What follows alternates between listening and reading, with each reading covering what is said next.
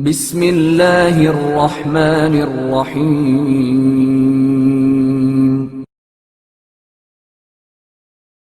چھٹے امام جعفر صادق علیہ السلام۔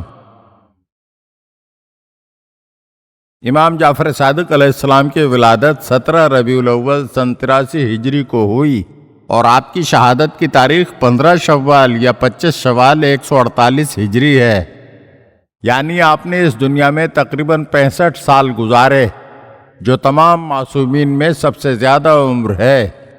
اب تک جو معصومین علیہم السلام دنیا سے جا چکے ہیں، ان میں امام جعفر صادق علیہ السلام سے زیادہ کوئی اس دنیا میں نہیں رہا، اور یہ اس بات کی دلیل ہے کہ کوئی معصوم اپنی طبیعی موت سے اس دنیا سے رخصت نہیں ہوا، اور جسے جس قدر زندہ رہنے کا موقع دیا گیا وہ اسی قدر اس دنیا میں زندہ رہا، اور جب زہر دغا یا شمشیر جفا کا نشانہ بنا دیا گیا تو رضائے الہی پر سر تسلیم خم کیے ہوئے دنیا سے رخصت ہو گیا۔ امام زمانہ عجل اللہ تعالی فرجہ الشریف کی طول عمر کا راز بھی یہی ہے کہ آپ اہل دنیا کی دست رس سے دور ہیں، ورنہ یہ اہل زمانہ آپ کو بھی زندہ نہیں رہنے دیتے۔ قدرت کو حجت آخر کو باقی رکھنا تھا، اس لیے آپ کو حجاب غیب میں بچا کر رکھا اور دنیا پر واضح کر دیا کہ ہم جسے بچانا چاہتے ہیں اسے کوئی مٹا نہیں سکتا۔ ہم فرعون کے قصر میں موسیٰ کو بچا سکتے ہیں اور فرائض عصر کے درمیان حجت آخر کا تحفظ کر سکتے ہیں۔ امام جعفر صادق علیہ السلام نے زندگی کے 12 برس اپنے جد بزرگوار امام زین العابدین علیہ السلام کے ہمراہ گزارے۔ 95 ہجری میں امام زین العابدین علیہ السلام کی شہادت ہو گئی تو آپ اپنے والد محترم کے ساتھ رہے۔ 114 ہجری میں امام محمد باقر علیہ السلام کی شہادت ہو گئی تو امت مسلمہ کی مکمل ذمہ داری آپ کے سر آ گئی۔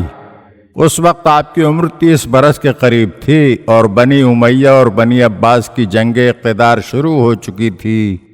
132 ہجری میں بنی امیہ کا چراغ گل ہوا اور بنی عباس حمایت حق آل محمد کے نام پر برسر اقتدار آ گئے۔